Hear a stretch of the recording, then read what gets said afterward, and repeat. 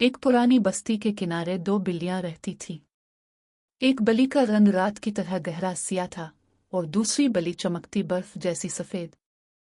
इन दोनों के पास एक राज था। ये आम बिल्लियां नहीं थीं, बल्कि जादुई बिल्लियां थीं। काली बलि रात की रोशनियों को काबू कर सकती थी। जब वो आसमान की तरफ देखती तो तारे मजीद रोशन हो जाते। सफेद बलि दिन की रोशनी को संभाल सकती थी।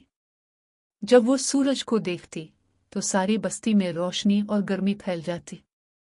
वक्त गुजरता गया और एक दिन उनके बच्चे पैदा हुए। कुछ बच्चे अपनी माँ की तरह सफेद थे और उनके लम्स से फूल खुल जाते थे। कुछ बच्चे अपने बाप की तरह काले थे और उनकी निगाहों से अंधेरों में जुगनू रोशन हो जाते थे।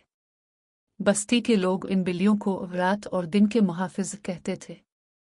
जहाँ कभी अंधेरा ज्यादा हो जाता, सफेद बच्चे रोशनी फैला देते, और जब रोशनी हद से बढ़ जाती और जमीन को सुकून चाहिए होता तो काले बच्चे अपनी नर्म सी तारीकी से तवाज़ुन पैदा कर देते। यूं काले और सफेद बिल्लियों का ये जादुई खानदान हमेशा रोशनी और अंधेरे को बराबर रखता, ताकि दुनिया खूबसूरत और पुरसुकून बनी रहे।